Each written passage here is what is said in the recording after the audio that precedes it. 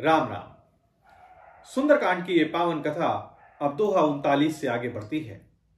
अभी तक आपने सुना कि किस प्रकार से विभीषण विभिन्न तरीके से रावण को समझाने का प्रयत्न कर रहे हैं कि वो वैदेही को वापस कर दें और भगवान श्री रामचंद्र जी की शरण में चला जाए, ताकि राक्षस कुल भी बचा रहे और लंका का वैभव भी।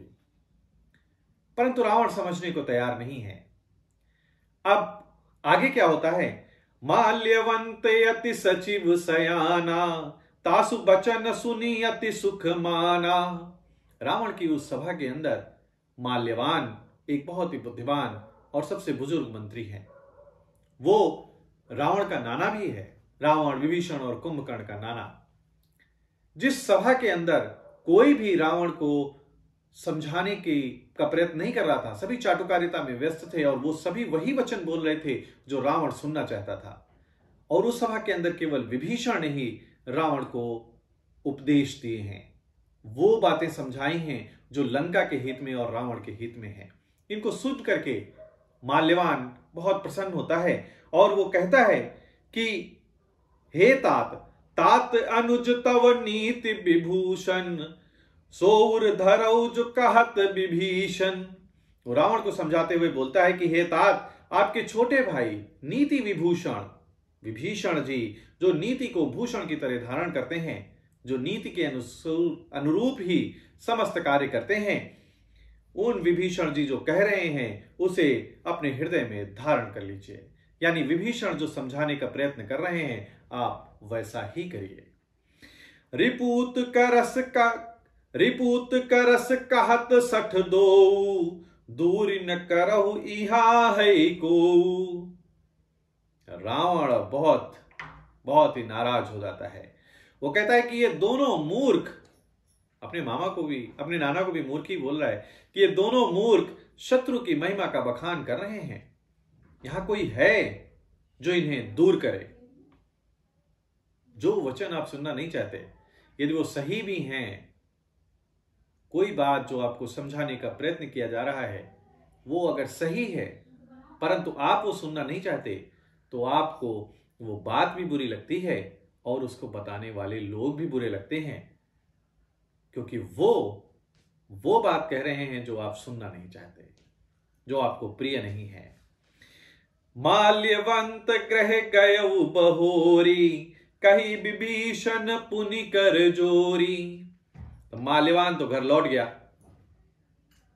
नाना है, अपमान हो रहा है, तो वो सभा से अपने घर की ओर चला जाता है। और विभीषण फिर से हाथ जोड़ करके कहने लगते हैं, विनती करने लगते हैं रावण से, सुमति कुमति सबके उर राही, नाथ पुराण निगम अस कहाही।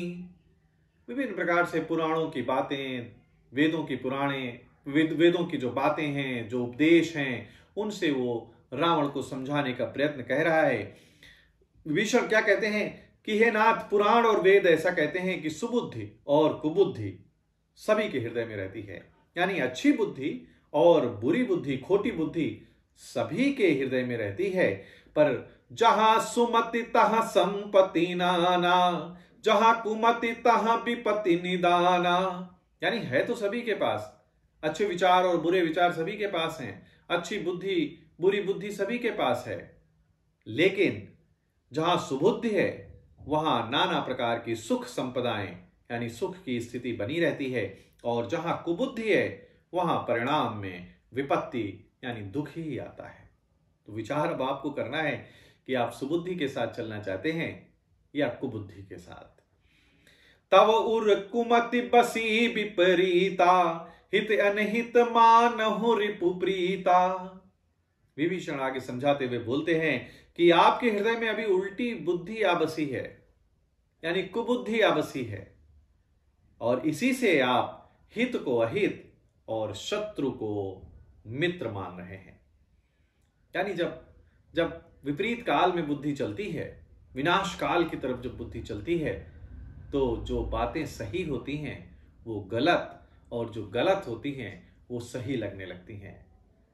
जो गलत लोग होते हैं वो अच्छे लगने लगते हैं, और जो अच्छे लोग हैं वो बुरे लगने लगते हैं, वो शत्रु लगने लगते हैं, और उनकी कही हुई अच्छी बातें भी शत्रु की बातें प्रतीत होती हैं। और यही इस समय रावण के साथ हो रहा है और यही विभीषण उसको समझाने का प्रयत्न कर रहे हैं। काल राति निश्चर कुल केरी, तेहि सीता पर प्रीति घनेरी। वो बोलते हैं कि जो राक्षस कुल के लिए काल रात्रि के समान है, उन सीता पर आपकी बड़ी प्रीति हो रही है। क्योंकि वो सीता, यही बात मंदोदरी ने भी उसको समझाई थी कि सीता राक्षस कुल के लिए विनाश की तरह आई है। वो सीता राक्षस कुल के लिए काल रात्रि के समान है और तुम्हारी प्रीति उन्हीं सीता के ऊपर बढ़ती जा रही है, जिसका सीधा तात्पर्य यही है कि शीघ्र ही ये सीता पूरे राक्षस कुल के लिए काल के समान प्रतीत होगी। तात चरण गई मांगऊ राखऊ मोर दुलार, सीता देहु राम कहूं अहित न होय तुम्हार। कि हे तात, मैं चरण पकड़ करके आपसे भीख मांगता हूं, आपसे विनती करता हूं कि आप मेरा दुलार रखिए। यानी मैं तो आपका छोटा भाई हूं और छोटा भाई तो पुत्र के समान होता है। इस पुत्र के समान अपने छोटे भाई के आग्रह को स्वीकार कर लीजिए। श्री राम जी को सीता दे दीजिए, जिससे आपका कोई अहित ना हो।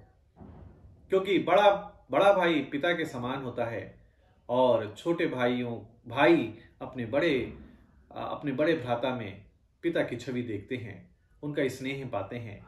इसलिए उसी स्नेह के तौर पर विभीषण जी रावण से ये विनती कर रहे हैं कि आप सीता को श्री रामचंद्र जी को सौंप दीजिए, जिससे आपका अहित ना हो, वंश का अहित ना हो, लंका का अहित ना हो। विभिन्न प्रकार से रावण को समझाने का ये प्रयत्न विभीषण के द्वारा चल रहा है। यहां पर सुंदरकांड का दोहा 40 संपन्न होता है। इसके आगे की कथा आपको फिर सुनाऊंगा। तब तक के लिए जय श्री राम।